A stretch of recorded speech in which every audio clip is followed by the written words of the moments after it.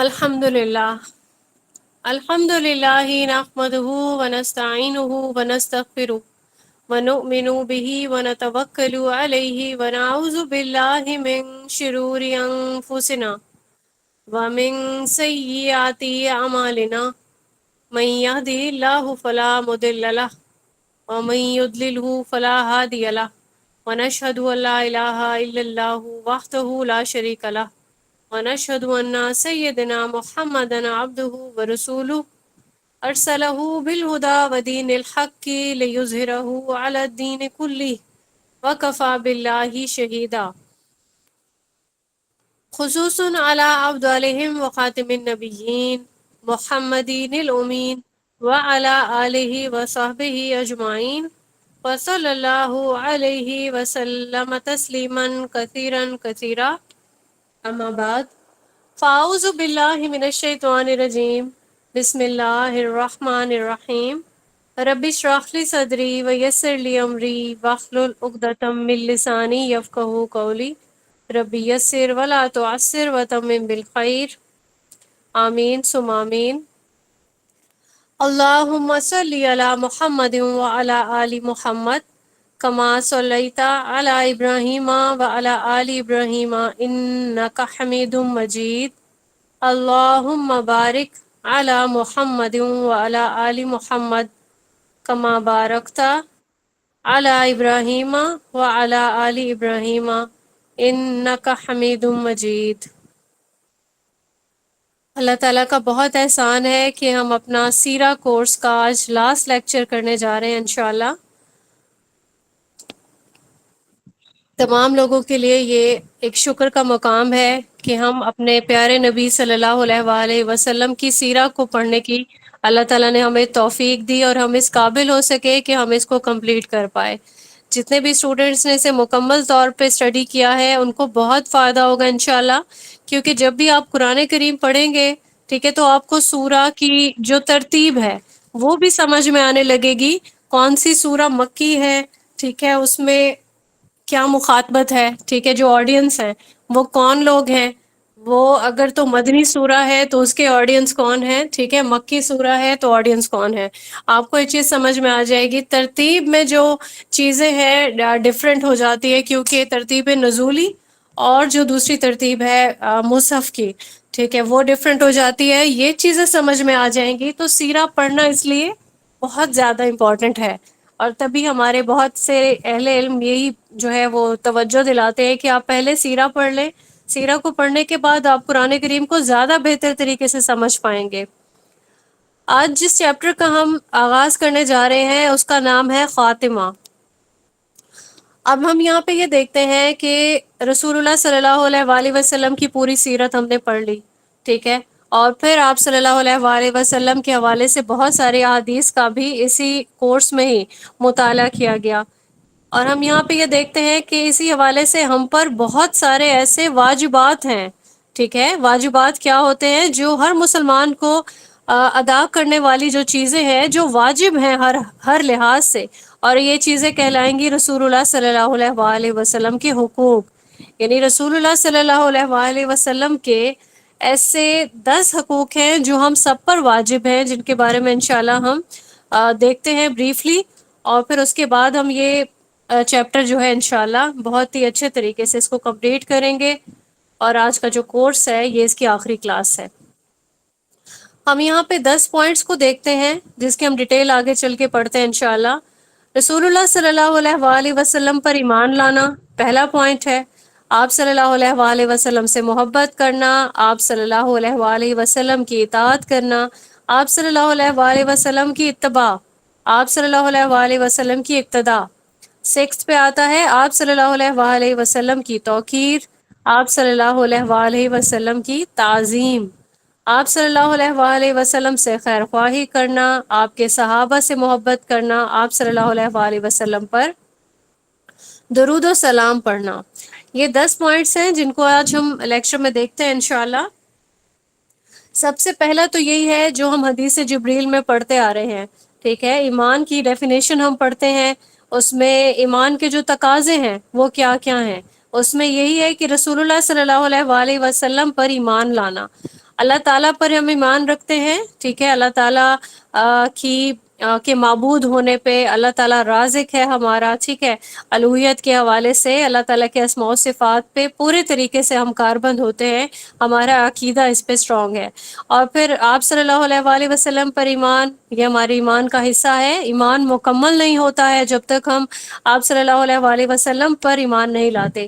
اور پھر ایمان کا جو دوسرے چیزیں جو پارٹ ہیں وہ بھی ہم ریوائز کر لیتے ہیں، فرشتوں پر ایمان، کتابوں پر ایمان، ٹھیک ہے، اللہ کے رسولوں پر ایمان، اچھی اور بری تقدیر پر ایمان، اور آخرت کے دن پر ایمان، ٹھیک ہے۔ یہ چیزیں ایمان کے لانے کے لیے یہ لازم و ملزوم ہیں، ٹھیک ہے، یہ واجب ہیں۔ سورہ تغابن میں آتا ہے آیت نمبر 8 میں، چنانچہ تم اللہ تعالیٰ پر اور اس کے رسول پر اور اس نور پر جو ہم نے اتارا ہے ایمان لے آؤ۔ ہم آگے دیکھتے ہیں، ریفرنسز ہیں اسی حوالے سے، سورہ اعراف کی آیت نمبر 158 ہے، صحیح مسلم کی دو احادیث ہم دیکھیں گے، 129 اور 126۔ اس میں بھی ہم ایمان کے حوالے سے دیکھتے ہیں کہ رسول اللہ صلی اللہ علیہ وآلہ وسلم پر ایمان لانا جو ہے وہ کس قدر ضروری ہے، اور یہ ہمارے ایمان کا ایک پارٹ ہے، اس کے بغیر ہمارا ایمان مکمل نہیں ہوتا، کامل نہیں ہوتا ہے۔ ٹرانسلیشن پڑھوں گی، سورہ اعراف آیت نمبر 158، چنانچہ تم اللہ تعالیٰ اور اس کے رسول پر اور اس نبی امی پر ایمان لے آؤ جو اللہ تعالیٰ اور اس کے کلمات پر ایمان رکھتا ہے، اور اس کی پیروی کرو تاکہ تم ہدایت پاؤ۔ اور پھر احادیث میں کیا فرمایا جا رہا ہے؟ رسول اللہ صلی اللہ علیہ وآلہ وسلم کا فرمان ہے کہ مجھے حکم دیا گیا ہے کہ میں لوگوں سے قتال کروں حتیٰ کہ وہ یہ گواہی دے دیں کہ اللہ کے علاوہ کوئی برحق معبود نہیں، اور محمد صلی اللہ علیہ وآلہ وسلم اللہ کے رسول ہیں۔ اور اسی طریقے سے دوسری جو روایت ہے صحیح مسلم کی، سیدنا ابو ہریرہ کی روایت ہے یہ، ٹھیک ہے، ان سے یہ مروی ہے کہ رسول اللہ صلی اللہ علیہ وآلہ وسلم نے فرمایا، اس میں تھوڑے سے ورڈنگ کا جو ہے وہ چینج ہے، ٹھیک ہے، راوی ڈفرینٹ ہو تو پھر اس طرح کا جو چینج ہے وہ آتا ہے، لیکن یہ دونوں صحیح سٹیٹس پر ہیں۔ اس میں کیا بتایا گیا کہ مجھے حکم دیا گیا ہے کہ میں لوگوں سے قتال کروں حتیٰ کہ وہ یہ گواہی دے دیں کہ اللہ تعالیٰ کے علاوہ کوئی معبود برحق نہیں، اور وہ مجھ پر اور جو میں لایا ہوں اس پر ایمان لائیں۔ جب وہ یہ گواہی دے دیں گے تو مجھ سے اپنا خون اور اپنا مال بچا رکھیں گے، مگر اسلام کا حق باقی ہے جس کا حساب اللہ کرے گا۔ تو یہ کلیئر ہو گیا۔ یہاں پہ ہم دیکھتے ہیں کہ رسول اللہ صلی اللہ علیہ وآلہ وسلم پر ایمان لانے کا مطلب کیا ہے۔ ہم نے زبانی تو یہ تسلیم کر لیا، ٹھیک ہے، آپ صلی اللہ علیہ وآلہ وسلم کی نبوت کو مان لیا، رسالت کو مان لیا، ٹھیک ہے، اور پھر آپ صلی اللہ علیہ وآلہ وسلم اللہ کے میسنجر تھے، اللہ کی طرف سے جو کچھ بھی لائے، یعنی قرآن کریم کی صورت میں، احادیث کی صورت میں، وہ اللہ کی ہی جانب سے ہی تھا، ٹھیک ہے، اور اس کا حق ہونا جو ہے وہ تو کلیئر ہے۔ لیکن کیا ایسا کہنا صرف زبان سے کہہ دینا وہ کافی ہو جائے گا؟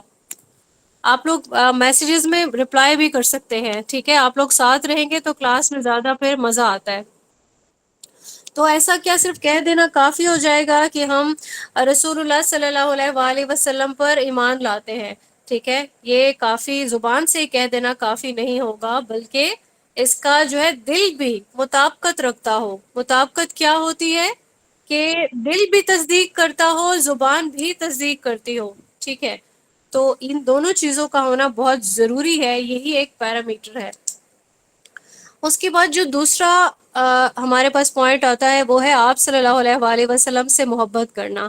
اب یہ جو محبت ہے اس کا اللہ تعالیٰ نے ہمیں حکم دیا ہے، ٹھیک ہے، واجبات میں سے ہے یہ، کیونکہ سورہ توبہ کی آیت نمبر 24 میں ایک پورا جو کرائٹیریا ہے مومن کا وہ بتا دیا گیا کہ مومن جو ہے وہ اپنے آپ کو اس پر رکھ کے خود کو ٹیسٹ بھی کرے، ٹھیک ہے، اس کا ٹیسٹ کیا ہے، اس نے کس طریقے سے اپنے محبت کی پرائورٹی سیٹ کرنی ہے، اور پھر اس کا جو مقصد حیات ہے وہ کیا ہے۔ اس کی ٹرانسلیشن پڑھتے ہیں تو ہمیں زیادہ اچھے سے کلیئر ہو جائے گا۔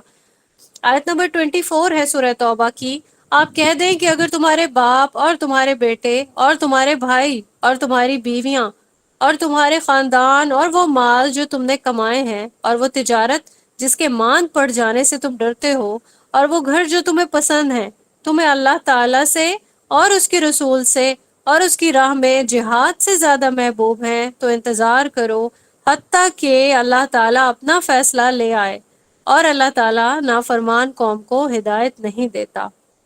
اب یہاں پہ اس آیت میں ہم کیا چیزیں سیکھتے ہیں؟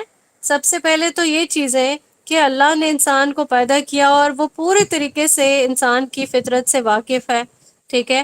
تو یہاں پہ ہم یہ دیکھتے ہیں کہ دنیا میں ہمیں واقعتاً یہی چیزیں ہیں جو بہت زیادہ عزیز ہوتے ہیں، اور ہم ان سے بے تحاشا محبت کا شکار ہوتے ہیں، ٹھیک ہے؟ اتنی زیادہ محبت کرتے ہیں کہ ہم اپنے دین کو، اپنے واجبات کو، اپنے فرائض کو ہم بھول جاتے ہیں، ٹھیک ہے؟ کیا کیا چیزیں بتائیں؟ ہمارے وہ رشتے، ہمیں والدین بہت عزیز ہوتے ہیں، ٹھیک ہے؟ اولاد اس قدر عزیز ہوتی ہے کہ مطلب اس کے بغیر آپ کا دل ہی نہیں لگ رہا ہوتا کسی کام میں۔ آپ کے بھائی ہیں، اور پھر اسپاؤس ہیں آپ کے، بیویوں کے لیے شوہر بہت عزیز ہوتے ہیں اور شوہروں کو بیویاں، ٹھیک ہے؟ اور پھر پورا مطلب ایک جو آپ کا خاندان ہے، ایک فیملی سسٹم جو اللہ تعالیٰ نے بنایا، یہ انسان کو بڑا عزیز ہوتا ہے۔ اور پھر ایک اور محبت ہوتی ہے، وہ مال کی محبت ہے، ٹھیک ہے؟ اس کے مال کی محبت ایسی ہے کہ انسان کو اس کے کھو جانے کا ہمیشہ سے ڈر رہتا ہے، ٹھیک ہے؟ پھر تیسری ایک چیز ہے، اللہ تعالیٰ نے کس قدر خوبصورتی سے یہاں پہ ساری سم اپ کر دیا۔ ہمیں اپنے گھر بہت پیارے ہوتے ہیں، ٹھیک ہے؟ سارا ٹائم ہم اپنے گھر کو بہتر بنانے میں، اپنے گھر کو آباد کرنے میں، اس میں مزید آسائشیں اور سکون پیدا کرنے کے لیے ہم کوششیں کرتے رہتے ہیں، ٹھیک ہے؟ لیکن یہاں پہ بہت ایک، جس طرح سے کہتے ہیں کہ ایک خطرناک قسم کا ہمارے پاس یہاں ایک سٹیٹمنٹ ہے، ٹھیک ہے، قرآن کریم میں، جس سے ہمیں واقعتاً ڈر جانا چاہیے کہ اگر یہ ساری چیزیں، یہ تمہاری فیملی، یہ تمہارا مال، تجارت، اور جو تمہارا پسندیدہ گھر ہے، ٹھیک ہے، یہ اس قدر ان کی محبت نہ بڑھ جائے کہ تم اللہ کو ہی بھول جاؤ، اللہ کے رسول کو ہی بھول جاؤ۔ اور یہاں پہ ہم نے دیکھا کہ ہمارے جو واجبات ہیں، اس میں سب سے پہلا تو یہی ہے کہ اللہ تعالیٰ کی محبت، ٹھیک ہے، اور اس کے رسول کی محبت، اور اس کے بعد کیا ہے؟ اس کی راہ میں جہاد، ٹھیک ہے؟ یہ تین چیزیں پرائرٹی سیٹ کرنے کے لیے مومن کے پاس پورا ایک پیرامیٹر آ گیا۔ سب سے پہلے نمبر پہ وہ اللہ سے محبت کرتا ہے، اور پھر رسول اللہ صلی اللہ علیہ وآلہ وسلم سے، اور اس کے بعد اللہ اور اس کے رسول کا جو کام ہے وہ کیا ہے؟ جہاد۔ اب یہاں پہ آپ لوگ بتا سکتے ہیں کہ جہاد کا مطلب کیا صرف یہ ہے کہ تلوار نکلے کے نکل جاؤ اور قتال کرو، یا جہاد سے مراد کچھ اور ہے؟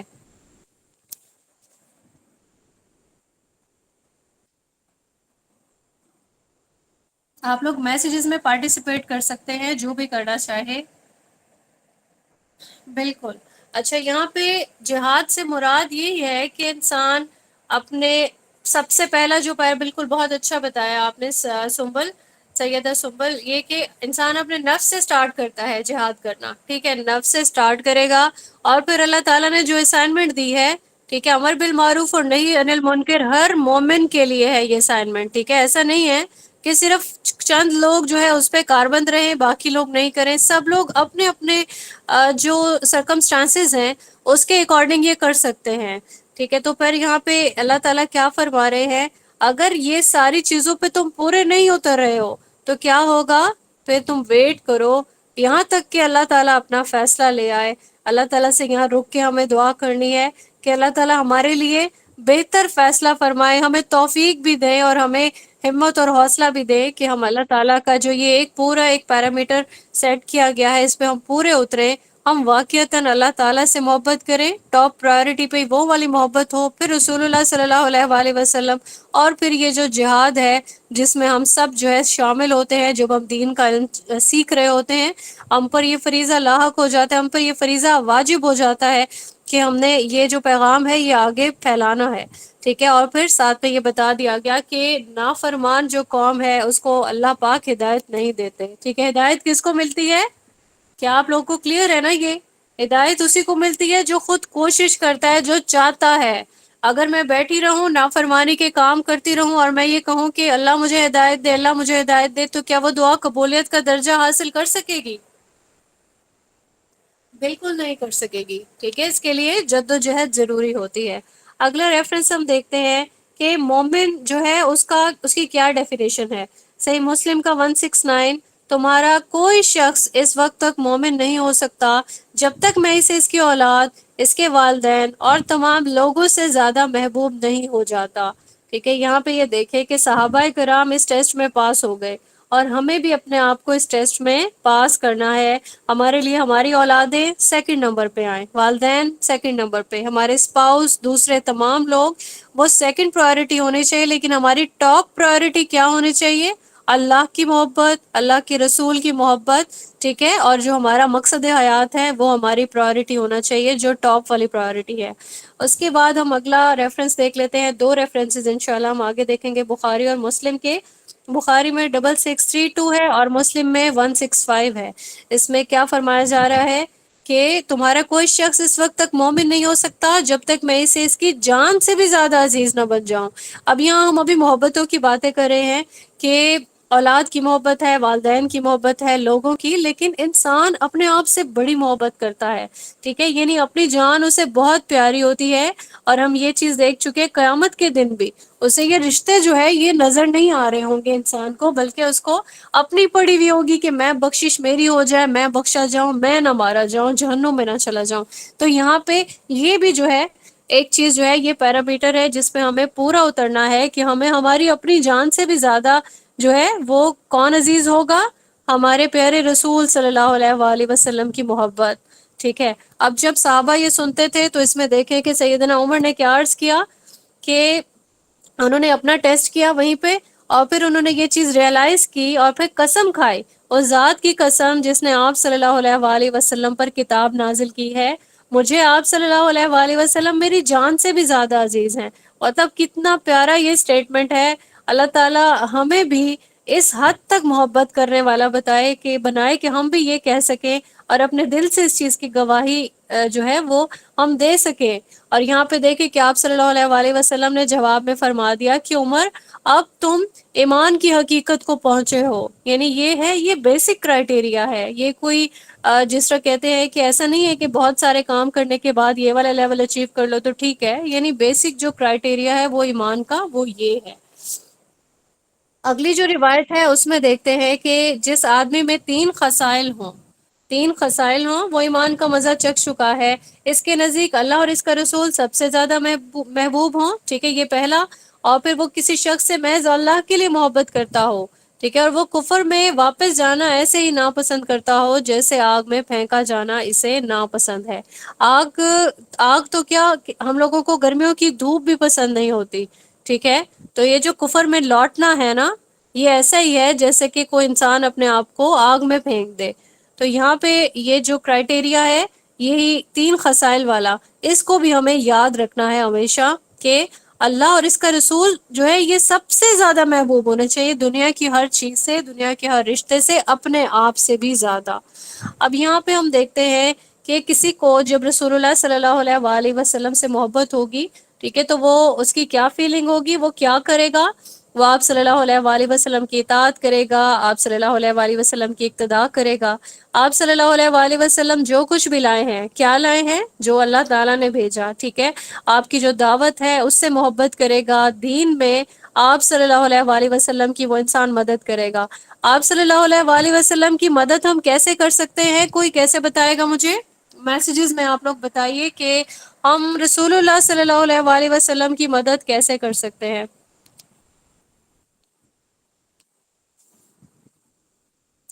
بالکل غزالہ، سنت پر چلنے سے. اور عظما بہت اچھا جواب دیا، تبلیغ کرنے سے. ٹھیک ہے، پہلا تو ہم اپنے آپ کو چلائیں گے سنت پر، اور دوسرا جو کرائٹیریا ہے وہ ہے کہ ہم دعوت و تبلیغ کا کام کریں گے. رسول اللہ صلی اللہ علیہ وآلہ وسلم کو اللہ نے ایک اسائنمنٹ دینے کے بعد دنیا میں بھیجا. ٹھیک ہے، وہ یہی تھی کہ دعوت و تبلیغ کرنی ہے. آپ صلی اللہ علیہ وآلہ وسلم خود تو پورا جو چلتا پھرتا جس طرح سے کہتے ہیں قرآن تھے، لیکن آپ صلی اللہ علیہ وآلہ وسلم نے اپنی ایکٹ سے، اپنے عمل سے، ٹھیک ہے، وہ سب کچھ کر کے بھی دکھایا. اور پوری کی پوری سیرت جو ہے وہ اس چیز کی گواہ ہے کہ آپ صلی اللہ علیہ وآلہ وسلم نے اپنے ہر عمل، ہر فعل، ہر حکم سے جو ہے وہ دعوت ہی دی ہے. تو یہاں پہ یہ چیز جو ہے کہ جو انسان ایسا کرے گا وہ آپ صلی اللہ علیہ وآلہ وسلم سے جو محبت ہے اس کو ثابت کر رہا ہوگا. اس کے بعد آتا ہے آپ صلی اللہ علیہ وآلہ وسلم کے اہل بیت، آپ کے اصحاب اور آپ کے جو تابعین ہیں ان کے ساتھ حسن سلوک کا رویہ رکھنا. اب وہ ہمارے سامنے نہیں ہے، ٹھیک ہے، آپ صلی اللہ علیہ وآلہ وسلم کے اصحاب ہمارے سامنے نہیں ہیں، اور آپ صلی اللہ علیہ وآلہ وسلم کے تابعین جو ہے وہ بھی ہمارے سامنے نہیں ہے، تو ان کے ساتھ ہم حسن سلوک کیسے کر سکتے ہیں؟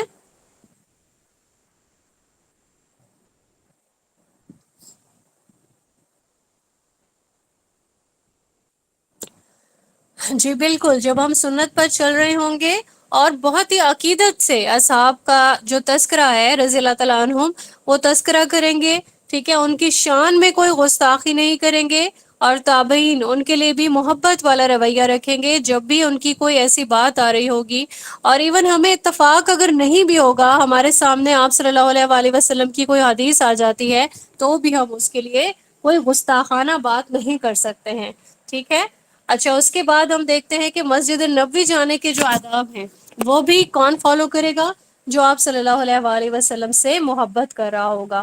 تو آپ صلی اللہ علیہ وآلہ وسلم کے اوصاف کے تذکرے کریں گے ہم، آپ کی توقیر و تعظیم کریں گے، آپ کی قبر مبارک کے سامنے اگر ہمیں جانے کا موقع مل جاتا ہے، ٹھیک ہے، تو وہاں بھی ہم نے بہت ہی عزت اور احترام سے اور محبت سے آہستہ آواز میں وہاں درود و سلام پیش کرنا ہے۔ کوئی بھی ایسی بری بات، کوئی ایسا قول، کوئی ایسا عمل جو ناجائز میں آتا ہو، ٹھیک ہے، اس کا ہم اظہار نہیں کر سکتے۔ یہ جو ہے محبت کی ایک نشانی ہے، یا مظہر اس کو کہہ سکتے ہیں۔ علامتیں کیا ہوتی ہیں؟ ہم اس کو ریلیٹ کر سکتے ہیں کہ ہم جب کسی سے محبت کرتے ہیں تو ہم کیا کرتے ہیں؟ ہم جب بھی کسی سے محبت کرتے ہیں تو اس کا زیادہ سے زیادہ تذکرہ کرتے ہیں، ٹھیک ہے، اور پھر ملنے کی خواہش بھی ہوتی ہے، اور پھر یہ بھی ہوتا ہے کہ یاد میں یا ذکر پہ ہماری آنکھیں بھر آتی ہیں، ٹھیک ہے۔ تو یہ محبت کی علامتیں ہیں، اس کو ہم کوریلیٹ کر سکتے ہیں۔ اور لیکن یہ علامتیں جو ہے یہ کس کے لیے ہونی چاہیے؟ obviously رسول اللہ صلی اللہ علیہ وآلہ وسلم کے لیے۔ تو کثرت سے جو بھی آپ کا ذکر کرے گا، اس سے ثابت ہو جائے گا کہ وہ آپ صلی اللہ علیہ وآلہ وسلم سے محبت کرتا ہے، اور پھر آپ صلی اللہ علیہ وآلہ وسلم کی بارگاہ میں حاضری کا ایک جو شوق ہے وہ رکھنا، وہ بھی اس کو ثابت کرے گا۔ اور پھر جتنے بھی آپ صلی اللہ علیہ وسلم کی حدیث کو بیان کریں گے، یا پھر آپ کے واقعات کو یا سیرت کو اگر ہم پڑھ رہے ہیں، تو ہم اپنے دل میں ویسی ہی شدت جو ہے محسوس کرتے ہیں جذبات کی۔ تو اس سے یہ چیز ثابت ہوتی ہے کہ آپ صلی اللہ علیہ وآلہ وسلم کی محبت ہمارے دل میں ٹاپ پہ جو ہے وہ موجود ہے۔ تیسرے پوائنٹ پہ ہم آتے ہیں، آپ صلی اللہ علیہ وآلہ وسلم کی اطاعت کرنا۔ اطاعت کیا ہوتا ہے؟ متفق ہو جانا، ٹھیک ہے، اور بالکل جسے کہتے ہیں کہ فکری ہم آہنگی ہو جاتی ہے، ٹھیک ہے۔ تو یہ جو اطاعت ہے یہ مسلمان پر واجب ہے۔ کیوں؟ کیونکہ اللہ تعالیٰ نے اس کا حکم دے دیا۔ سورہ محمد آیت نمبر 33 ہے، سورہ نساء آیت نمبر 64، سورہ نساء کی آیت نمبر 80 میں، اور سورہ جن آیت نمبر 23 میں۔ اب ان سب آیات میں جو چیز ایک چیز واضح کر دی گئی ہے وہ کیا ہے؟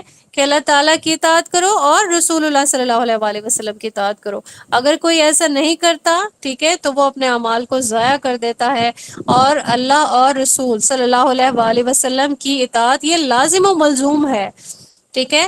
ہمیں یہ معلوم ہے کہ اللہ تعالیٰ کا کوئی شریک نہیں ہے، ٹھیک ہے، لیکن ایک چیز ہے جو اطاعت ہے، اس میں اللہ پاک نے حکم دے دیا کہ اطاعت میری بھی کرو اور رسول اللہ صلی اللہ علیہ وآلہ وسلم کی بھی کرو، یعنی یہاں پہ اطاعت میں شراکت ضروری ہو گئی ہے، ٹھیک ہے۔ مجھے 1 منٹ کا پاز لینا ہے، کائنڈلی ہولڈ کیجیے گا، ویٹ کیجیے گا۔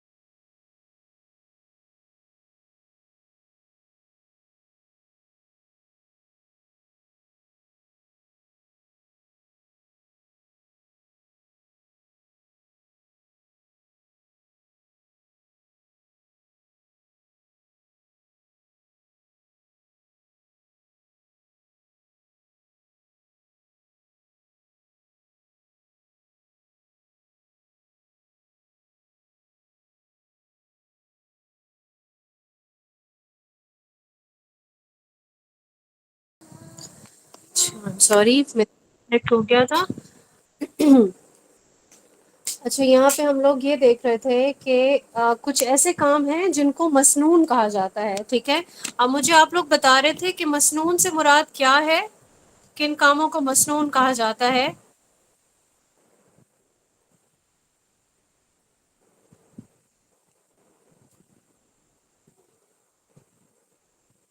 بالکل بالکل ٹھیک جواب دیا ہے سیدہ سلمہ آپ نے، کہ جو سنت سے ثابت ہے ان کو مسنون کہا جاتا ہے. اور یہ کام رسول اللہ صلی اللہ علیہ وآلہ وسلم کے پسندیدہ کام ہے. ٹھیک ہے. اچھا پھر کچھ ایسی چیزیں ہیں جو آپ صلی اللہ علیہ وآلہ وسلم نے جن کو حرام قرار نہیں دیا، ٹھیک ہے، لیکن ان کو پسند بھی نہیں فرمایا. وہ کون سے کام ہوتے ہیں؟ جس میں ہم یہ پڑھتے ہیں کہ جس طرح سے کراہت والا ایک ایلیمنٹ ہے وہ رسول اللہ صلی اللہ علیہ وآلہ وسلم کے کسی بھی عمل سے ثابت ہے. ٹھیک ہے. تو بالکل ٹھیک جواب دیا آپ نے ماشاء اللہ. ان کو مکروہ کہا جاتا ہے. اب مکروہ جو ہے ٹھیک ہے یہ حرام نہیں ہے، ایسا کوئی کام کرنے سے آپ کو گناہ نہیں ہوتا، لیکن ہم جب یہ جانتے ہوں کہ رسول اللہ صلی اللہ علیہ وآلہ وسلم نے اس کام کو پسند نہیں فرمایا تو وہ کیا ہوگا، اس کام کو ہم کرنے سے اجتناب کرتے ہیں، اسی لیے اس کو مکروہ کا نام دیا گیا ہے.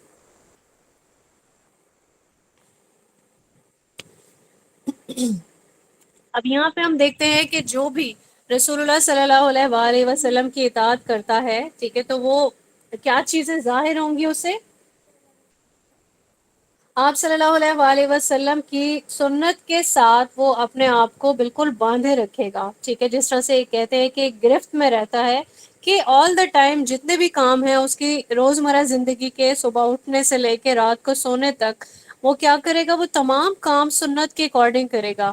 اب یہاں پہ کچھ مثالیں ہم لے سکتے ہیں، جیسے کہ رسول اللہ صلی اللہ علیہ وآلہ وسلم نے جو فجر کی سنتیں ہیں وہ کبھی نہیں چھوڑی. وتر جو ہے وہ پڑھے بنا کبھی سوتے نہیں تھے، یا پھر اس کو رات کے آخری حصے میں ضرور پڑھ لیا کرتے تھے. ٹھیک ہے. اسی طریقے سے فرض جتنی بھی نماز ہیں اس میں سنتوں کا اہتمام کرنا، نماز جو ہے وہ باجماعت پڑھتے تھے، اور صف اول کی پابندی. ٹھیک ہے. تو ہم اب کیا کر سکتے ہیں، ہم فیمیلس تو نہیں پڑھتے ہیں نا، مطلب باجماعت، تو ہم لوگ اس کی پیروی اس طرح سے کر سکتے ہیں، اطاعت اس طرح سے کر سکتے ہیں کہ ہم گھروں میں اس سب کا پورا جو ہے پراپر اہتمام کریں.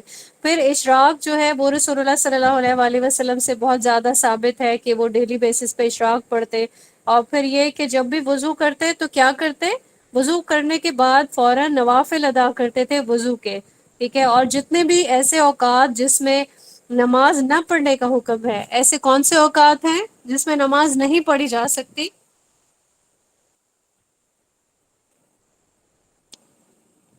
جی بالکل. اب شام زوال کا جو ٹائم ہے اس میں نماز نہیں پڑھی جا سکتی، تو اس میں نماز نہیں پڑھے. ٹھیک ہے. اس کے علاوہ رسول اللہ صلی اللہ علیہ وآلہ وسلم عمدہ قسم کی خاموشی کا اہتمام کرتے تھے. یہ جو ہم لوگوں کی روٹین میں آتا ہے کہ ہم بات کر رہے ہیں، اس بات کا کوئی مقصد ہے نہیں ہے، ہم لوگ نہیں سوچتے. ٹھیک ہے. رسول اللہ صلی اللہ علیہ وآلہ وسلم سے ایسی بے مقصد باتیں کرنا ثابت نہیں ہے. جب بھی بات کرتے تو آہستہ آہستہ آہستہ آواز میں بات کرتے، اپنے کپڑوں کی، اپنے جسم کی صفائی کا خاص خیال رکھتے تھے. ٹھیک ہے. جو بھی آپ کا قول ہوتا وہ سچ ہوتا، جو بھی عمل آپ کرتے ٹھیک ہے اس میں سچ کو ہی پرائورٹی دیتے. اب جس طرح سے ہم نے پڑھا کہ اگر مذاق بھی کر رہے ہیں تو وہ بھی سچائی پر ہی مبنی ہے. اس کے بعد دیکھتے ہیں کہ کھانے پینے میں، پہننے میں ہمیشہ حلال طلب کرتے تھے، اور ایون نکاح کے لیے حلال طلب کرتے. اور پھر غربا سے محبت کرتے. ٹھیک ہے. جب بھی کوئی کسی کی ڈیتھ ہو جاتی تو وہ اس کے لیے دعائیں مغفرت کرتے، اور اسی نیت سے قبرستان کی زیارت بھی کرتے تھے. ٹھیک ہے. اب یہاں سورہ حشر کی جو آیت ہے وہ کیا ہے کہ جس چیز سے تمہیں روک دیا ہے تم اس سے رک جاؤ. یعنی رسول اللہ صلی اللہ علیہ وآلہ وسلم نے منع فرما دیا، اس کے بعد کوئی اور جو ہے ہمارے پاس آپشن نہیں ہے، اس سے ہمیں رکنا ہی رکنا ہے. یہی چیز سورہ صحیح مسلم میں بھی بیان کی گئی ہے 6113 میں، کہ جس کام سے رسول اللہ صلی اللہ علیہ وآلہ وسلم روک دے تو اسے روک جایا کرو. آپ صلی اللہ علیہ وآلہ وسلم کا اتباع کرنا، یہ چوتھا پوائنٹ ہے. ٹھیک ہے. اتباع کیا ہوتا ہے؟ اتباع ہوتا ہے اطاعت کرنا، یعنی کہ عملی قدم اٹھانا، کسی کی پیروی کرتے ہوئے، پیچھے چلتے ہوئے. عملی قدم کو کیا کہتے ہیں؟ اتباع کرنا. بالکل ठीक माशाल्लाह सैयदा सलमा, आपने बिल्कुल ठीक जवाब दिया है। अब यहाँ पे जो इत्तबा है वो किस चीज में होनी चाहिए? आपके अकायद में, आपके कौल में यानी कहने में, आपके अमल में। ठीक है, इसमें कोई भी जो है वो नहीं होना चाहिए, डिफरेंसेस नहीं होने चाहिए। यही चीज जो है ये इत्तबा है और ये तमाम मुसलमानों पर वाजिब है। अगर कोई इस इत्तबा से निकल जाता है, ठीक है, अमल नहीं करता है, तो क्या होगा? वो ऑब्वियसली दीन से निकल जाएगा। इस चीज को हम सूरह राफ में देखते हैं, सूरह आली इमरान में देखते हैं। सूरह राफ की आयत नंबर 158, सूरह आली इमरान की आयत नंबर है 31। अब इसकी जो आयत हैं इसमें ये चीज बताई गई है, उसकी पैरवी करो ताकि तुम हिदायत पाओ। यानी हिदायत आपको, हिदायत का जो रास्ता है उसके लिए यही वन एंड ओनली ऑप्शन है। अगर इस रास्ते से कोई हटता है तो वो गुमराह हो सकता है। दूसरा जो हमारे पास रेफरेंस है उसमें भी यही फरमाया जा रहा है अल्लाह ताला की तरफ से कि आप कह दें, अगर तुम अल्लाह ताला से मोहब्बत करते हो तो मेरी पैरवी करो। अल्लाह ताला भी तुमसे मोहब्बत करेगा और तुम्हारे गुनाह माफ कर देगा। अब यहाँ पे जो इत्तबा है इसमें हम ये देखते हैं कि कभी कभार कुछ जो है लोग क्या करते हैं कि रसूलुल्लाह सल्लल्लाहु अलैहि वसल्लम के अमल से भी बढ़ने की कोशिश करते हैं। ठीक है, तो ये ठीक नहीं है। ना तो हम आप सल्लल्लाहु अलैहि वसल्लम से जो सीखा उसमें ना हम कमी कर सकते हैं, ना ही हम उसमें ज्यादती कर सकते हैं। अदरवाइज हम क्या हो जाएंगे? हम गुमराह हो सकते हैं, हम खिलाफ वर्जी कर सकते हैं रसूलुल्लाह सल्लल्लाहु अलैहि वसल्लम की इत्तबा में। अब जो कोई भी रसूलुल्लाह सल्लल्लाहु अलैहि वसल्लम की इत्तबा करेगा वो क्या करेगा? वो कभी भी कोई बेदत इजाद नहीं करेगा। ठीक है, वो आप सल्लल्लाहु अलैहि वसल्लम के तरीके पे चलेगा कि आप सल्लल्लाहु अलैहि वसल्लम हमें क्या सिखा के गए। तो कोई नया काम स्टार्ट करना जो है वो क्या कहलाएगा? वो बिदअत कहलाएगा। अब यहाँ पे कुछ लोग जो है वो इसको कंफ्यूज कर सकते हैं कि कुछ काम ऐसे थे जो रसूलुल्लाह सल्लल्लाहु अलैहि वसल्लम ने अपनी हयात में नहीं करवाए और बाद में खुलफाए राशिदीन ने करवा दिए। ठीक है, तो उसको उसमें बिल्कुल कंफ्यूज नहीं होना है, बल्कि उसके लिए हमारे पास रेफरेंस मौजूद है। वो क्या रेफरेंस है? इब्न माजा की हदीस है और हदीस नंबर 42 है, जिसमें रसूलुल्लाह सल्लल्लाहु अलैहि वसल्लम ने क्लियरली बता दिया कि तुम मेरी सुन्नत को और मेरे बाद हिदायत याफ्ता खुलफाए राशिदीन की सुन्नत को लाजिम पकड़ो, इसे दांतों के साथ मजबूती से थामे रखो और नए नए कामों से बचो, क्योंकि हर नया काम बेदत है और हर बेदत गुमराही है। ठीक है, तो यहाँ पे ये चीज क्लियर हो जाती है कि कोई भी रसूलुल्लाह सल्लल्लाहु अलैहि वसल्लम के अमल से, उनके किसी भी कॉल से जो चीज साबित है बस उतना ही करना है। कोई नई चीज खुद से इजाद करके ये नहीं सोचना कि ये अमल हमें फायदा पहुंचा देगा। ठीक है, कोई भी ज्यादती या कोई कमी बिल्कुल किसी मोमिन को किफायत नहीं कर सकती है। रसूलुल्लाह सल्लल्लाहु अलैहि वसल्लम की इत्तबा की फजीलत हम देखते हैं। ठीक है, जिसमें हम देखेंगे कि एक हदीस है जिसमें ये बताया जा रहा है कि उम्मत में फसाद के वक्त जो शख्स मेरी एक सुन्नत को थामेगा इसको 100 शहीदों का अजर होगा। ठीक है, इसी तरीके से ये जो फिरका वारियत है इस पर भी हदीस हम पहले भी देख चुके हैं कि बनी इसराइल 72 फिरकों में तकसीम हो गए थे। ठीक है, और मेरी उम्मत 73 फिरकों में तकसीम हो जाएगी, एक के अलावा बाकी तमाम जहन्नमी होंगे। जिस पे साहबा ने यह सवाल किया कि वो एक फिरका कौन सा होगा, तो आप सल्लल्लाहु अलैहि वसल्लम का ये जवाब था, ये वो गिरोह होगा जिस पर आज मैं और मेरे सहाबा हैं। तो यहाँ पे रुक के हमें पहले तो अपने लिए दुआ करनी चाहिए कि अल्लाह ताला हमें वही राह दिखाए कि जिस पर आप सल्लल्लाहु अलैहि वसल्लम और आप सल्लल्लाहु अलैहि वसल्लम के सहाबा थे। हमें ये जो फिरकों की तफरीक है अल्लाह ताला हमें इससे बचाए, महफूज रखे। हमें सच्चे जो मोमिन वाला जो पैरामीटर है उसी पे हमें पूरा उतारे अल्लाह पाक, आमीन सुमा आमीन। इसके बाद हम देखते हैं पांचवा पॉइंट, जिसमें आता है रसूलुल्लाह सल्लल्लाहु अलैहि वसल्लम की इक्तदा करना। इक्तदा, तकलीद, ठीक है, ये एक ही चीज है। नक्शे कदम पर चलना ये भी पैरवी में ही आता है। इसमें हम देखते हैं कि हमारे पास तिरमिजी का रेफरेंस है 2641, सूरह अल अनाम है आयत नंबर 90, सूरह अल अहज़ाब आयत नंबर 21, सूरह नूर आयत नंबर 54। इन तमाम में रसूलुल्लाह सल्लल्लाहु अलैहि वसल्लम की तकलीद की वजाहत की गई है। ٹھیک ہے، جس میں پہلے ریفرنس میں فرمایا جا رہا ہے یہی انبیاء ہیں جن کو اللہ تعالیٰ نے ہدایت دی تھی، چنانچہ آپ بھی ان کی راہ ہدایت پر چلیں. ٹھیک ہے، یہ ہے سورہ الانعام کا ریفرنس. اور پھر اس کے بعد جو ہے سورہ احزاب میں فرمایا جا رہا ہے یقیناً تمہارے لیے رسول اللہ صلی اللہ علیہ وآلہ وسلم میں بہترین نمونہ ہے. اور پھر تیسرے ریفرنس میں سورہ نور، اس میں فرمایا جا رہا ہے آپ کہہ دیں اللہ تعالیٰ کی اطاعت کرو اور رسول کی اطاعت کرو، پھر بھی اگر تم منہ موڑو گے تو رسول کی صرف وہ ذمہ داری ہے جو اس پر لازم کر دی گئی ہے، اور تم پر وہ ذمہ داری ہے جو تم پر رکھی گئی ہے، اور اگر تم اس کی اطاعت کرو گے تو ہدایت پاؤ گے. اب یہاں پہ یہ چیز ہم پہ بالکل کلیئر ہو گئی کہ آپ صلی اللہ علیہ وآلہ وسلم کی اقتداء کرنی ہے. ٹھیک ہے، اگر ہم یہ اقتداء نہیں کرتے تو ہم گمراہی تک ہی پہنچیں گے. اگر ہم اس دنیا میں گمراہ ہو گئے تو کیا ہوگا؟ دنیا میں بھی تباہ و برباد ہو جائیں گے اور آخرت میں بھی ہم تباہ و برباد ہو جائیں گے. تو اب یہاں پہ ہم یہ دیکھتے ہیں کہ صحابہ کرام جو ہیں وہ اسی راستے پہ چلے، تقلید والے راستے پہ انہوں نے اقتداء کی.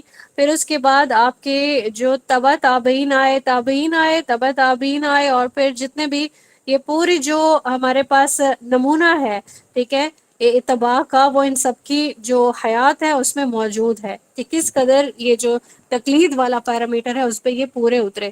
اب یہاں پہ کچھ اقوال اور افعال ہم دیکھ لیتے ہیں کہ سیدنا عمر بن خطاب انہوں نے نماز پڑھائی رضی اللہ تعالیٰ عنہ، تو ان سے پوچھا گیا اس بارے میں کچھ، تو آپ رضی اللہ تعالیٰ عنہ نے کیا فرمایا کہ میں نے ویسے ہی کیا ہے جیسے میں نے رسول اللہ صلی اللہ علیہ وآلہ وسلم کو کرتے دیکھا ہے.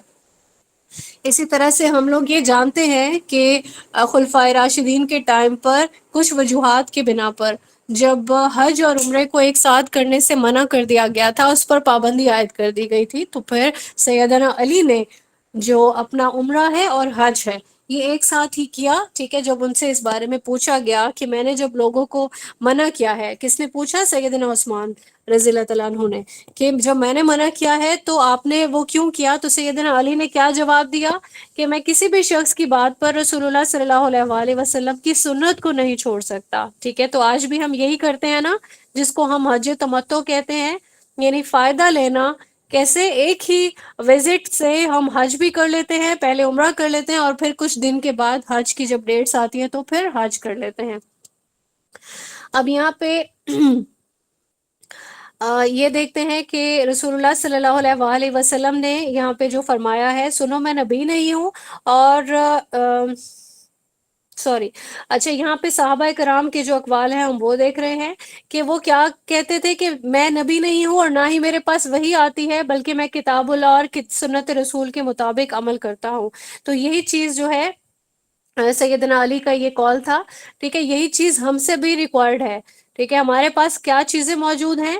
ہمارے پاس اللہ تعالیٰ کی کتاب موجود ہے اور پھر ہمارے پاس سنت رسول موجود ہے، تو ہمارا ہر عمل اسی کے اکارڈنگ ہونا چاہیے. اللہ تعالیٰ ہمیں اس کی توفیق عنایت فرمائیں، آمین ثم آمین.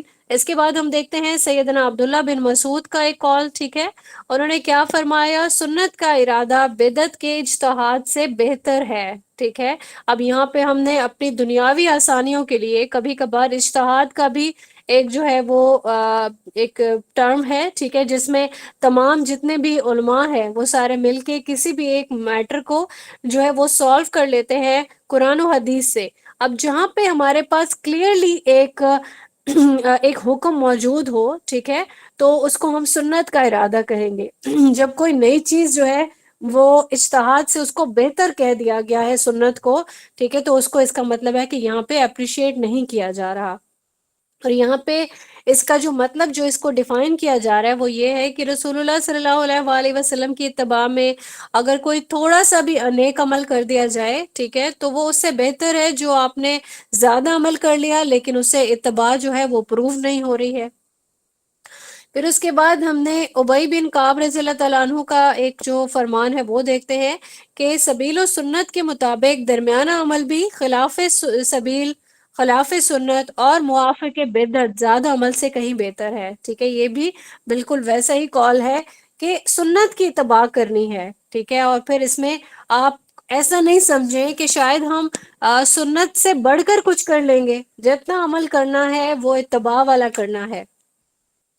امام احمد سے روایت ہے یہ کہ ابن عمر رضی اللہ تعالیٰ عنہ جو ہے وہ ان کو دیکھا گیا کہ وہ اپنی اونٹنی پر ایک مکان کا چکر لگا رہے ہیں، ٹھیک ہے۔ اس کے بارے میں جب ان سے پوچھا گیا تو انہوں نے جواب دیا کہ میں اس بارے میں جانتا نہیں ہوں، لیکن کیونکہ رسول اللہ صلی اللہ علیہ وآلہ وسلم ایسا کر رہے تھے تو اس لیے میں بھی ایسا کر رہا ہوں۔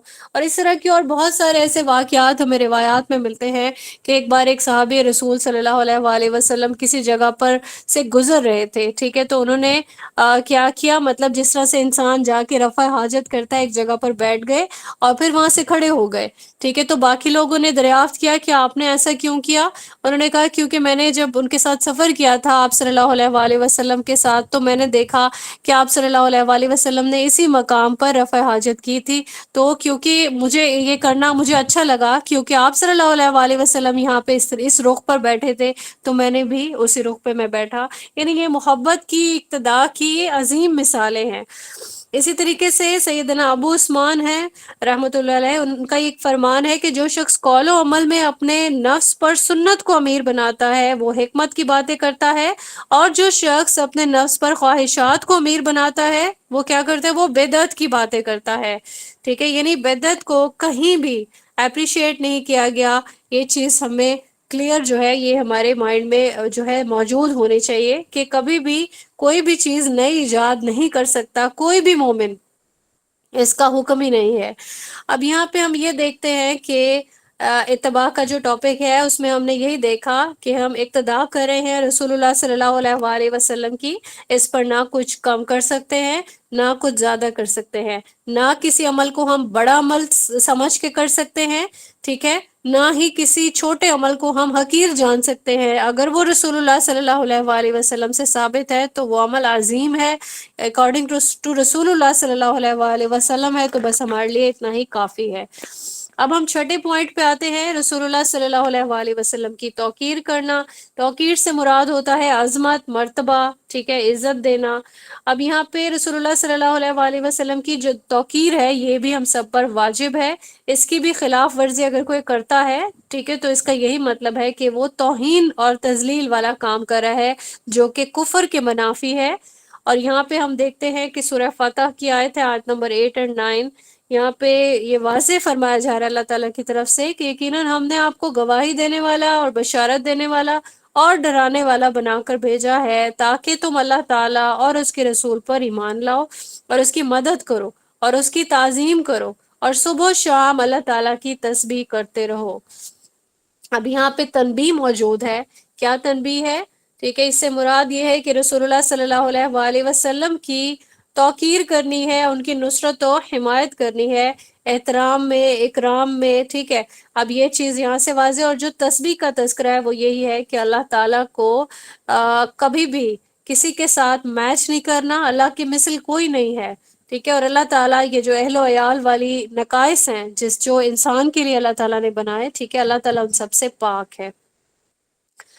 اور اگر کوئی رسول اللہ صلی اللہ علیہ وآلہ وسلم کی توقیر کرتا ہے، ٹھیک ہے، تو یہاں پہ سورہ حجرات کے ریفرنسز ہیں، آیت نمبر 1 اور 2، اس میں اللہ تعالیٰ کا جو فرمان ہے وہ کیا ہے کہ اللہ تعالیٰ اور اس کے رسول کے آگے پیش قدمی نہ کرو، ٹھیک ہے، پیش قدمی کہ جب آپ کی بات آ رہی ہو، اللہ تعالیٰ کا کوئی فرمان آ رہا ہے یا پھر رسول اللہ صلی اللہ علیہ وآلہ وسلم کی کوئی حدیث ہے، ٹھیک ہے، تو خاموشی سے اور غور سے سنا کرو۔ یہ حکم اس وقت تو صحابہ اکرام کے لیے اور باقی سارے جتنے بھی آڈینس ہیں ان کے لیے ویلڈ تھا، اور ہمارے لیے کیسے ویلڈ ہے کہ جب بھی ہم کوئی حدیث جب پڑھ رہے ہوں گے یا سنا رہے ہوں گے تو اس کے لیے بہت زیادہ ایٹیکیٹس کے ساتھ، بہت خاموشی کے ساتھ اور پوری جس طرح سے کانسنٹریٹ کر کے انسان بات سنتا ہے وہ سب کچھ ضروری ہے۔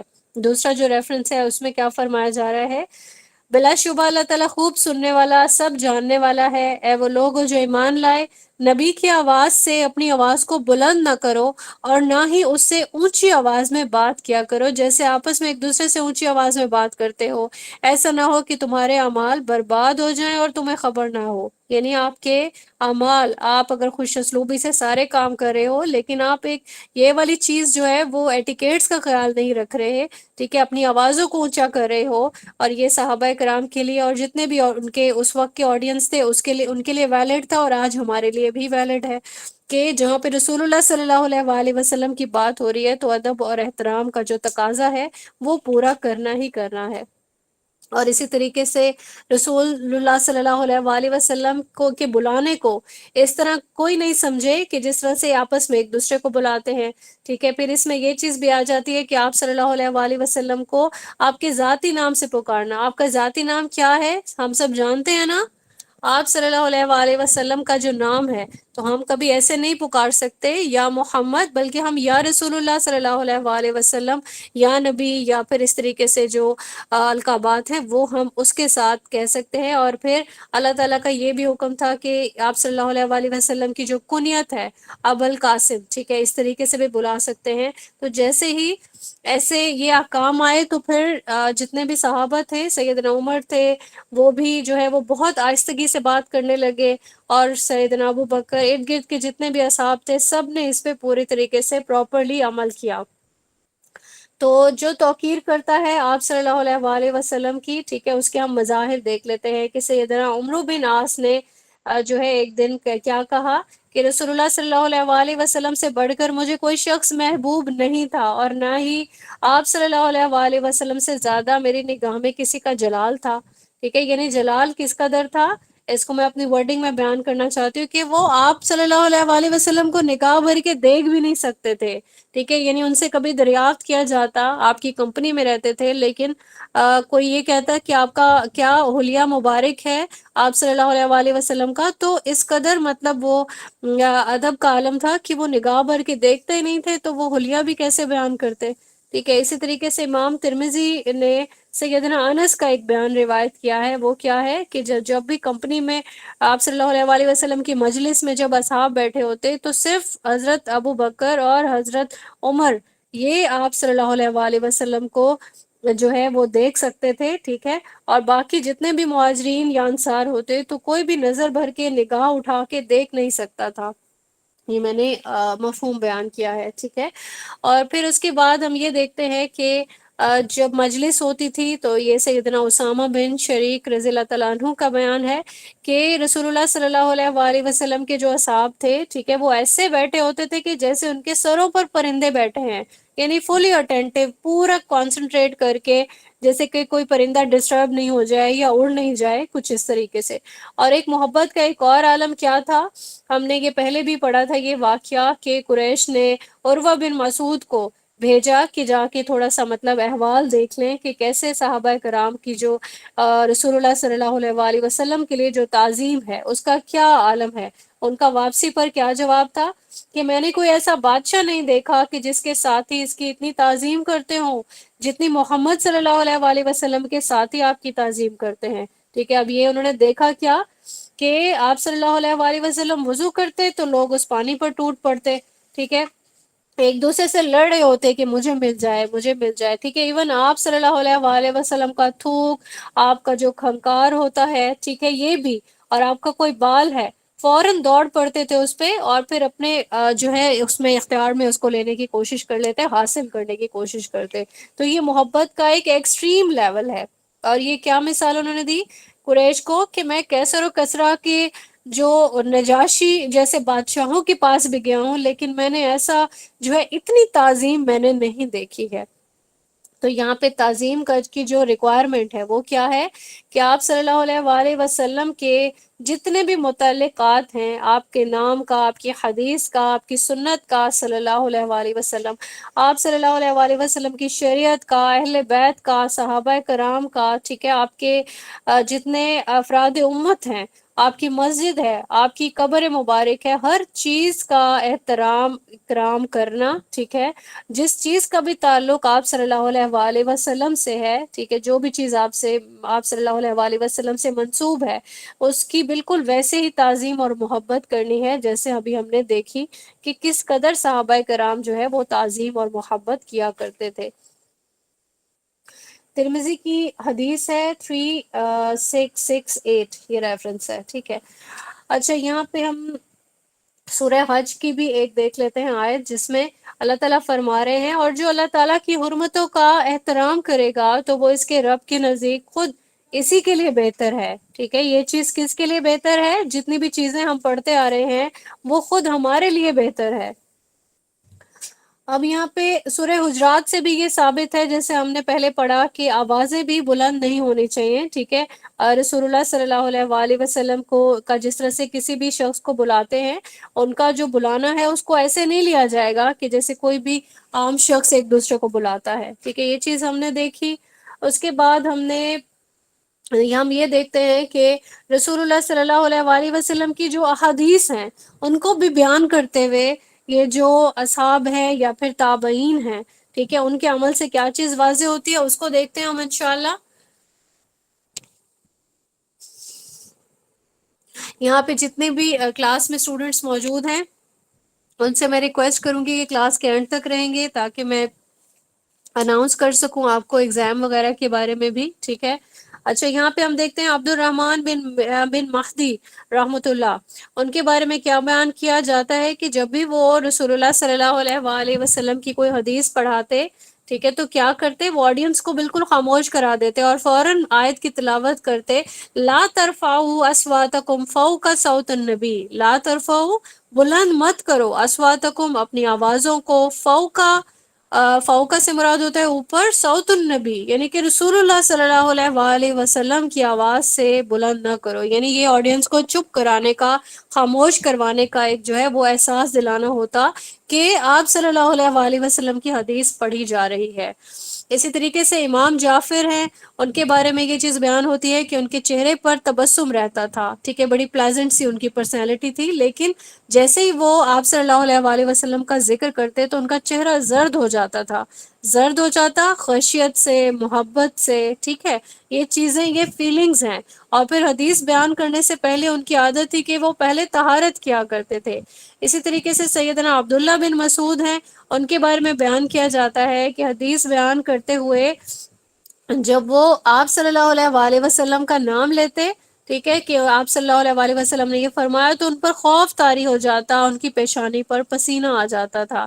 اسی طریقے سے ابو حازم، امام ابو الحازم ہیں، ان کا ایک بار جو ہے امام مالک رحمۃ اللہ سے جو ہے نا ان کے پاس سے گزر ہوا،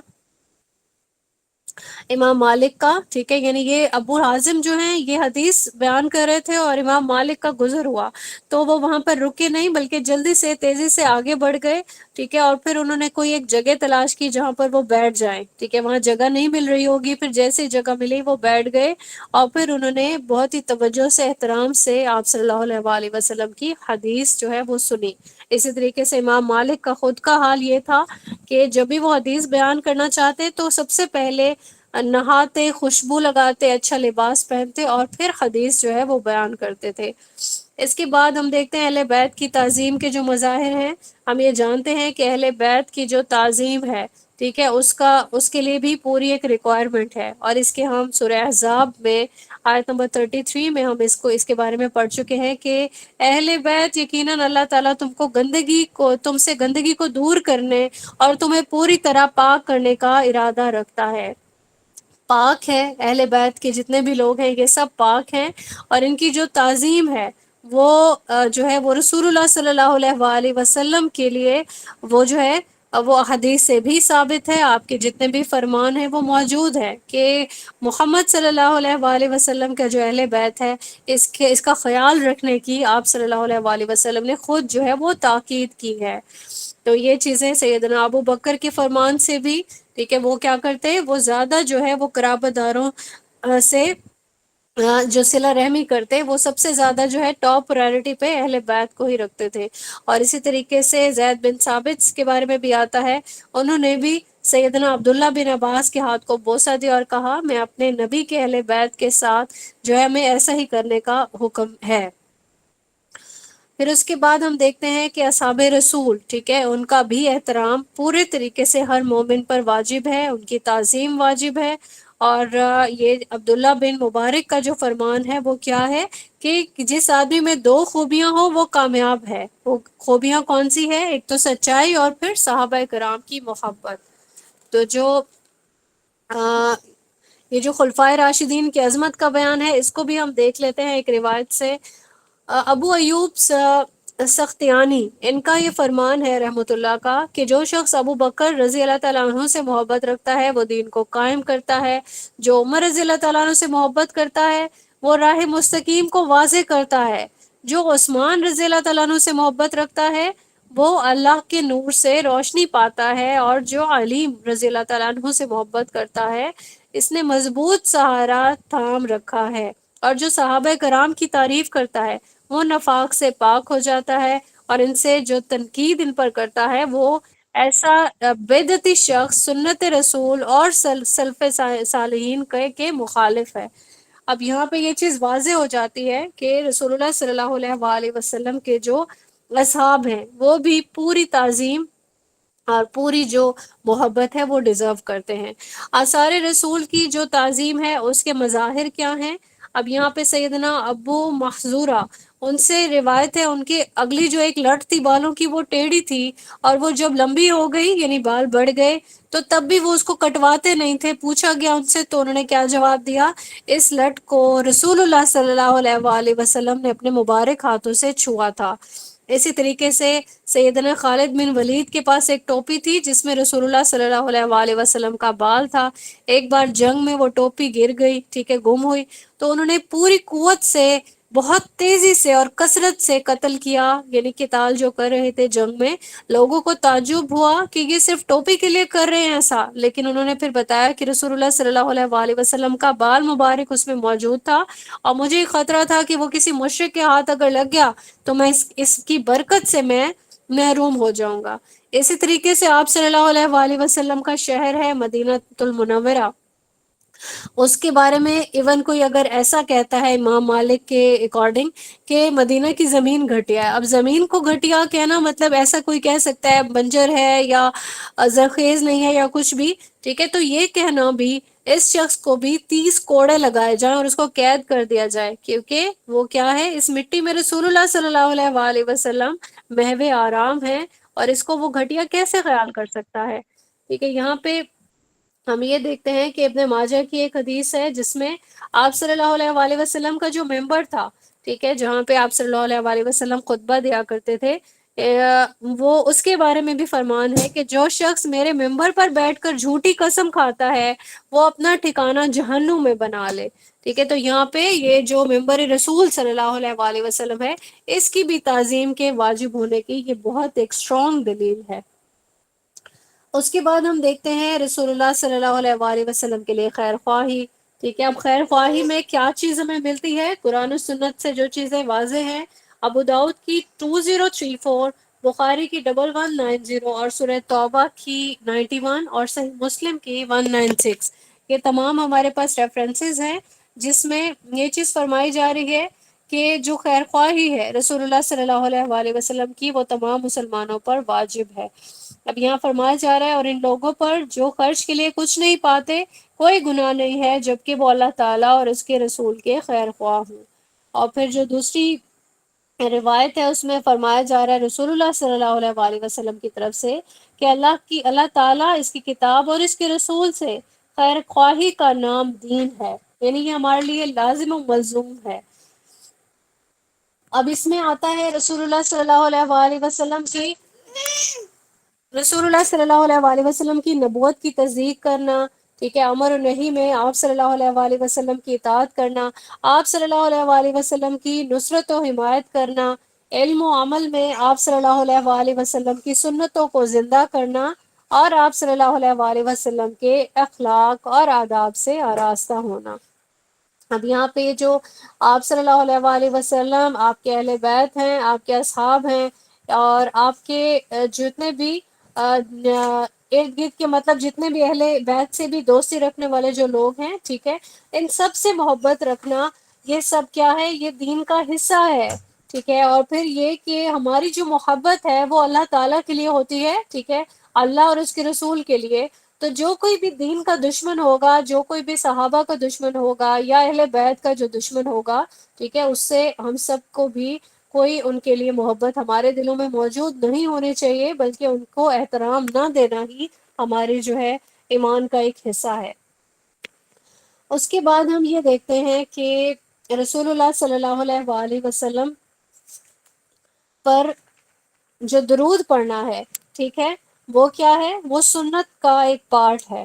اور درود ہم کب کب پڑھیں گے اس کے بارے میں ہم دیکھتے ہیں انشاءاللہ، کہ دعا سے پہلے بھی ہم درود پڑھیں گے، ٹھیک ہے، جو بھی انسان دعا مانگ رہا ہے اللہ تعالیٰ کی حمد و ثنا کرے گا اور پھر اپنی دعا مانگے گا، اور رسول اللہ صلی اللہ علیہ وآلہ وسلم کے پر درود بھیجے گا، آغاز میں بھی اور اختتام پر بھی، ٹھیک ہے۔ یہ دعا جو ہے اس کے بارے میں فرمایا جاتا ہے کہ ایسی دعا رد نہیں ہو جاتی ہو سکتی جس پہ دو درودوں کے درمیان جس کو کیا جائے۔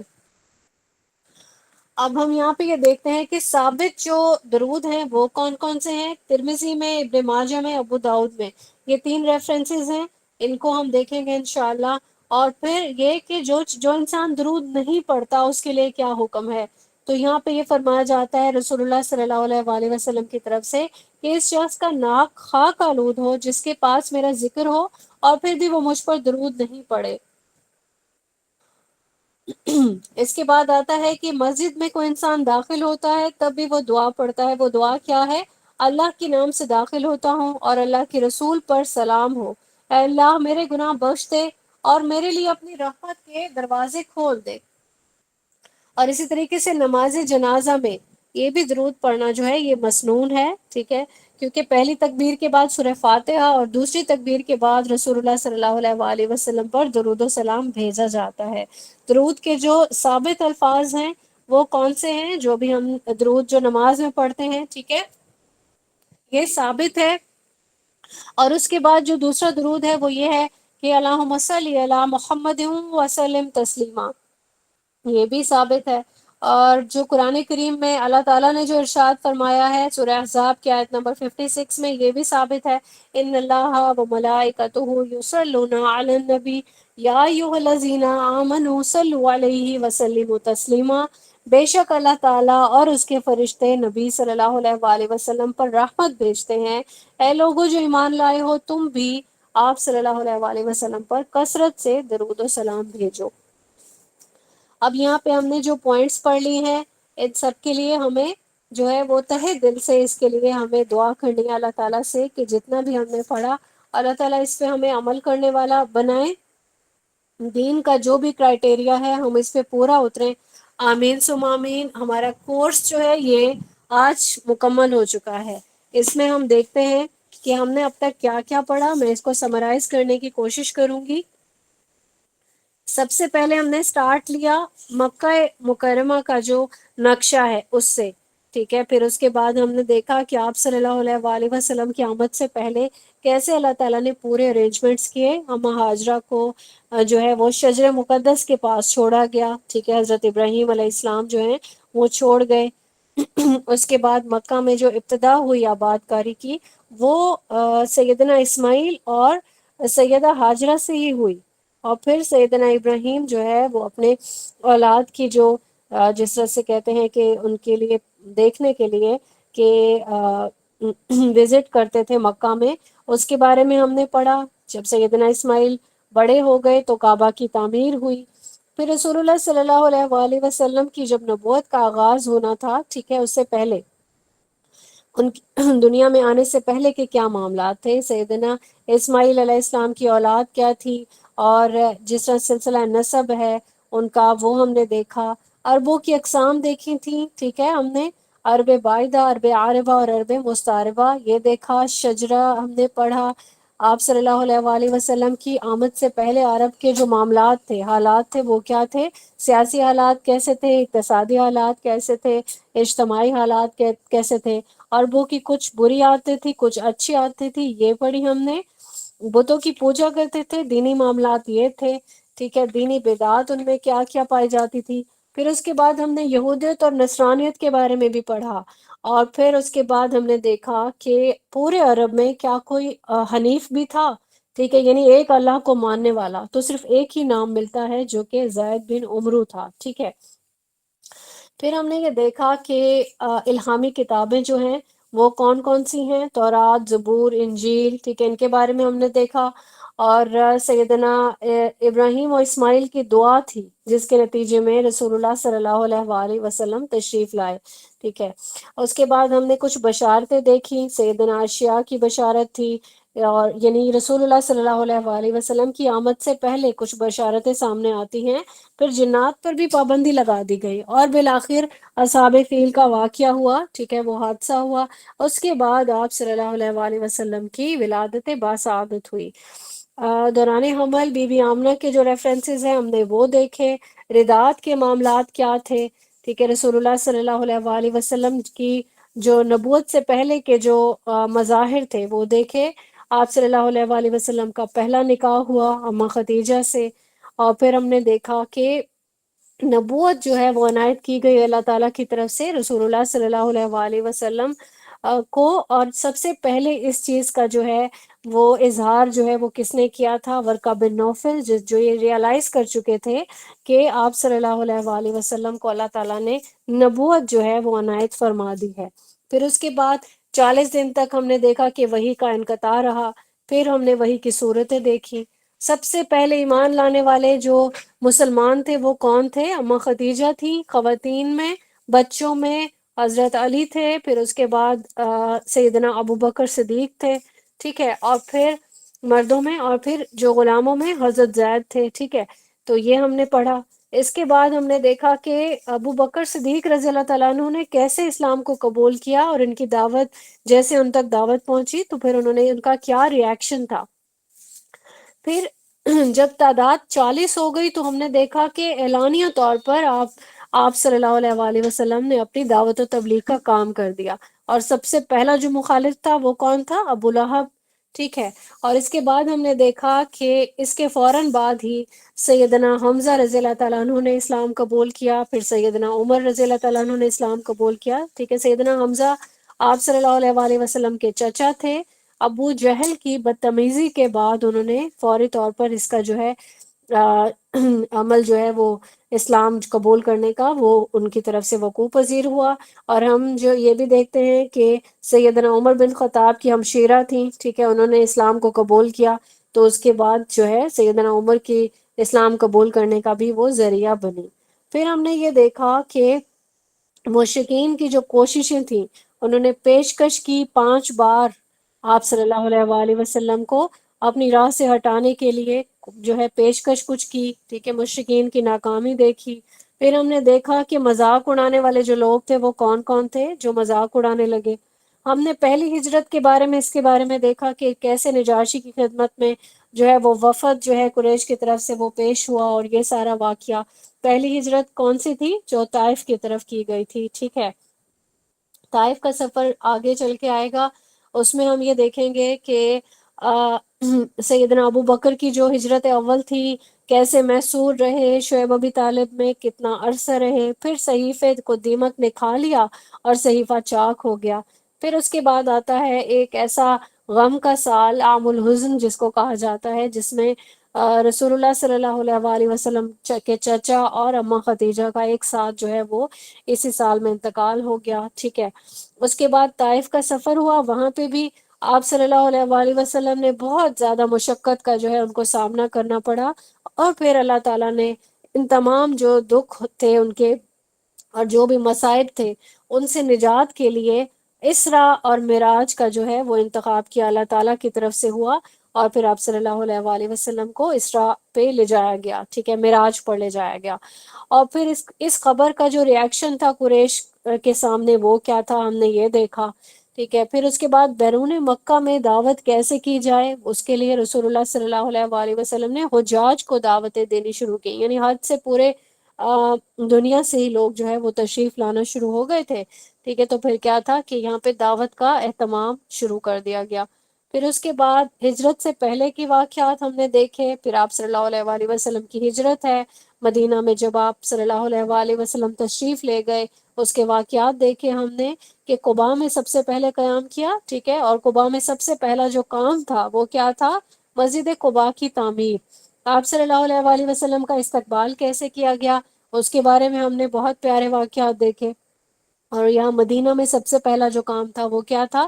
مسجد نبوی کی تعمیر تھی. ٹھیک ہے. اور پھر اس کے بعد ہم نے دیکھا کہ نماز اور اذان کا سلسلہ شروع ہو گیا. پھر اس کے بعد سیدنا کلثوم بن ہدم تھی. ٹھیک ہے. ان کی یہاں وفات کے بارے میں ہم نے دیکھا. مہاجرین میں ایک بدعت جو ہے وہ پیدا کر دی گئی تھی لوگوں میں کہ کوئی جو ہے وہ پیدا نہیں ہو رہا، پیدائش نہیں ہو رہی، تو جو پہلی ولادت تھی اس کے واقعات ہم نے دیکھے. پھر اما عائشہ کی جو رخصتی ہے اس کے بارے میں ہم نے دیکھا. پھر سیدنا حمزہ کا جو ایک پہلا سریہ جو روانہ کیا گیا تھا اس کے بارے میں ہم نے پڑھا. ٹھیک ہے. اس کے بعد ہم نے دوسرے سال کے جو واقعات ہیں ان کے بارے میں پڑھا کہ اندرونی طور پر جو ہے وہ منافقت یہودیوں میں جو پائی جاتی تھی. کچھ منافقین تھے، کچھ یہودی منافقین تھے، پھر مشرکین کے کچھ منافق تھے. منافق کون ہوتا ہے؟ جو آپ کے سامنے کچھ اور ایکٹ کرتا ہے اور پیٹھ پیچھے کچھ اور جو ہے سازشیں کرتا ہے. اور پھر ان سازشوں کے بعد اعلانیہ طور پر یہودی جو ہے وہ دشمن بن کر سامنے آ گئے. اور پھر کیا ہوا؟ یہ سارے ہم نے واقعات دیکھے پوری ڈیٹیل سے. غزوات تھے کچھ. ٹھیک ہے. اور کچھ جو ہے چھوٹے چھوٹے جو ہے وہ سریہ بھی بیچ میں ہم نے دیکھے. ٹھیک ہے. کیسے رسول اللہ صلی اللہ علیہ وآلہ وسلم اپنے جو ہے اپنے جو لشکر تھے وہ بھیجا کرتے تھے. ہم نے اس دوران دیکھا جو دوسری ہجری کے واقعات تھے اس میں سب سے اہم ہے غزوہ بدر. ٹھیک ہے. وہ دیکھا ہم نے. اس کا نقشہ دیکھنے کے بعد غزوہ بنی کین کا. اور پھر اس کے بعد ہم نے دیکھا کچھ غزوات تھے جیسے ذی امر تھا، غزوہ بحران تھا. ٹھیک ہے. اس کے بعد جو میجر تھا غزوہ احد، اس کے اسباب، اس میں شکست کیوں ہوئی. ٹھیک ہے. یہ واقعات دیکھنے کے بعد ہم نے دیکھا حادثہ رجعی اور بئر معنونہ کا المیہ ہم نے پڑھا. غزوہ بنی نذیر تھا. ٹھیک ہے. اسی طرح چھوٹے چھوٹے اور بھی غزوات ہوئے. اور پھر ہم نے دیکھا کہ غزوہ خندق، اس کا یہ ایک میجر جو ہے وہ چیپٹر تھا. خندق کی کھدائی کیسے ہوئی، اس کھدائی کے میں کس طرح سے دشمن سے سامنا کیا گیا. ٹھیک ہے. اور پھر اس کے بعد کس نے اس خندق کو پار کیا. ٹھیک ہے. ابن اخطب کا برا کام ہم نے پڑھا. ٹھیک ہے. خندق کو پار کرنے والا کون تھا؟ عمرو بن ود تھا. ٹھیک ہے. جس سے حضرت علی نے جس کو جو ہے وہ قتال جس کے ساتھ ہوا تھا. پھر ہم نے غزوہ بنو قریظہ دیکھا ہے. ٹھیک ہے. اور اس کے بعد کچھ واقعات اور گزرے. اور چھٹی جو 6 ہجری تھے اس کے جو واقعات میں جو پہلا واقعہ تھا وہ تھا غزوہ بنی لاہیان. یہ سارے غزوات ہم نے ڈیٹیل سے پڑھے. اور پھر ہم نے بالآخر دیکھا کہ جو خطوط وغیرہ کے سلسلے شروع ہوئے، کسرا ایران کے نام، کیسر روم کے نام، جو خطوط تھے ان کے بارے میں ہم نے پوری ڈیٹیل سے پڑھا. ٹھیک ہے. پھر اس کے بعد ہم نے جو جب عمرہ کے لیے جو قصد کیا تھا، ٹھیک ہے، وہ دیکھا ہم نے. عمرہ قضا، اما میمونہ سے نکاح کا جو واقعہ تھا یہ دیکھا ہم نے. ٹھیک ہے. پھر اس کے بعد ہم نے فتح مکہ تک پہنچے. فتح مکہ کی تیاریاں کیسے ہوئیں، مکہ کی طرف جو ہے وہ سفر کیسے کیا، اور کیسے جو ہے آپ صلی اللہ علیہ وآلہ وسلم نے وہاں پہ اپنا آپ کا جو عمل تھا وہ کیا تھا، کس طرح آپ وہاں داخل ہوئے، کیسے لوگ جو ہے وہ آپ صلی اللہ علیہ وآلہ وسلم پر ایمان لے آئے. یہ سارے جو واقعات تھے ان کو ہم نے پوری ڈیٹیل سے پڑھا. آپ صلی اللہ علیہ وآلہ وسلم کے خصائص کو دیکھا، معجزات کو دیکھا. یہ بھی پوری ایک ڈیٹیل ہے. میری خواہش ہے کہ آپ سب لوگ جو ہے اس کو اسٹڈی کریں. 1 ویک کا ٹائم دیا جا رہا ہے آپ سب لوگوں کو. ٹھیک ہے. 1 ویک میں آپ نے اس سب کو مکمل کر لینا ہے. اس کے بعد آپ کو ڈیٹ اناؤنس کر دی گئی ہے ایگزام کی.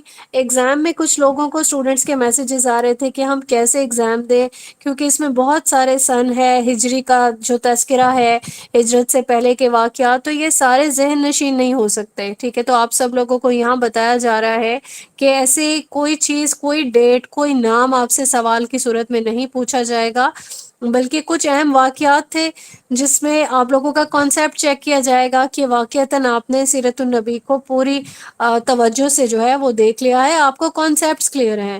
صرف اسی کے لیے ہی آپ سے ایگزام لیا جائے گا. ٹھیک ہے. ملٹیپل چوائس آپ کے کوشچنز ہوں گے. ٹھیک ہے. آپ لوگوں نے ایک آپشن کو سلیکٹ کرنا ہوگا. obviously ایزیسٹ ہوگا پیپر، اور سرٹیفکیٹ ملے گا. جو لوگ 90% مارکس سیکیور کریں گے ان کو سرٹیفکیٹ دیا جائے گا اپریسیشن کا. باقیوں کو ایک فائل میں ان کا ریزلٹ شو کر دیا جائے گا انشاءاللہ۔ یہ ہماری آخری کلاس تھی سیرت کے حوالے سے، اور ہمارے مشکات پڑھنے والے جو اسٹوڈنٹس ہیں ان کو انفارم کیا جا رہا ہے کہ کل سے 1 گھنٹے کی مشکات کی کلاس ہوگی۔ ہمارے مشکات کا جو کتاب الطہارہ ہے وہ مکمل ہونے والا ہے، 5 سے 6 کلاسز میں وہ کمپلیٹ ہو جائے گا انشاءاللہ۔ جیسے ہی وہ کورس کمپلیٹ کر دیا جائے گا، آپ کے ساتھ ٹائم ٹیبل شیئر کر دیا گیا ہوگا انشاءاللہ، تو اس کے بعد ہمارا اگلا جو کورس سٹارٹ ہو رہا ہے عقیدہ۔ عقیدہ بہت امپورٹنٹ ہے ہر مومن ہر مومنہ کے لیے، کہ ہمارا اللہ تعالیٰ کی ٹورڈز ہمارا کیا رسپانس ہے۔ ہم اپنے مائنڈ میں کن چیزوں کو، غیر ضروری چیزوں کو جگہ دے دیتے ہیں، اور ہمارے عقائد کی جو ہے وہ غلطی کا یہ چیز باعث بنتی ہے، غلط عقائد کو یہ چیز لیڈ کرتی ہے، کیونکہ کچھ ایسی چیزیں ہیں جس پہ ہم سنی سنائی حقیقت پہ ہی ایمان لے آتے ہیں۔ ٹھیک ہے، عقیدہ کی اقسام پڑھیں گے انشاءاللہ اس میں، ٹھیک ہے، اور پھر اس کے بعد ہم یہ دیکھیں گے کہ ہمارا جو رول ہے وہ کیا ہے، ہمیں اپنی اگلی جتنے بھی ہماری جنریشنز ہیں ان کو کیسے گائیڈ کرنا ہے، اور ہم جو ہے وہ کس گمراہی کا شکار ہیں کچھ چیزوں میں، اس کو انشاءاللہ ہم قرآن و سنت کی روشنی میں بہتر بنائیں گے۔ تو آپ سب لوگوں سے یہاں پہ ریکویسٹ ہے کہ آپ اپنے فرینڈز اینڈ فیملی سرکل میں اپنا یہ جو لنک ہے ہمارے ویٹنگ لاؤنج کا، کہ نئے لوگ جو ہے وہ ایڈمیشن لے سکیں، ان کو آپ لوگ انوائٹ کر سکتے ہیں، کیونکہ آپ کے توسط سے اگر ایک انسان بھی کچھ اچھا سیکھ پاتا ہے، دین کی راہ میں کچھ کر پاتا ہے، ٹھیک ہے، دعوت و تبلیغ میں کچھ کر پاتا ہے، اور وہ اس کا ذریعہ آپ بنے، تو اس کا مطلب یہی ہے کہ آپ فلاح پا گئے۔ ٹھیک ہے، اپنے لیے صدقہ جاریہ بنایا کریں ایسے کاموں کو، اور خود بھی کوشش کیا کریں، دوسروں کو بھی انوائٹ کیا کریں، اور پوری کوشش یہ ہونی چاہیے کہ تمام کلاسز آپ لوگ لیں۔ اگلا کورس بھی بہت انفارمیٹیو ہوگا انشاءاللہ، آپ سب لوگوں کے لیے بہت ہی بہترین ثابت ہوگا۔ میری یہ دعا ہے کہ اللہ تعالی ہم سب کو ثابت قدمی سے دین کے راستے پہ چلنے کی توفیق عنایت فرمائیں، اور ہم سب کو اپنا صدقہ جاریہ بھی بنانے کے لیے اللہ تعالی ہم اس چیز کی بھی توفیق عنایت فرمائیں۔ آپ سب لوگوں کو میں وش کروں گی کہ آپ بہت زیادہ اس پہ محنت کریں۔ آپ کا جو ٹیسٹ ہے وہ اس چیز کی یقین دہانی ہوگا کہ آپ نے بہت بھرپور طریقے سے سیرہ کورس کو مکمل کیا ہے۔ خیال رکھیے آپ سب اپنا، اور کوئی بھی سوال ہو ہمارے monitors all the time available ہوں گے انشاءاللہ آپ لوگوں کے سوالوں کے جواب دینے کے لیے۔ سبحان ربک رب العزت عما یصفون وسلام علی المرسلین والحمد للہ رب العالمین۔ السلام علیکم ورحمۃ اللہ وبرکاتہ۔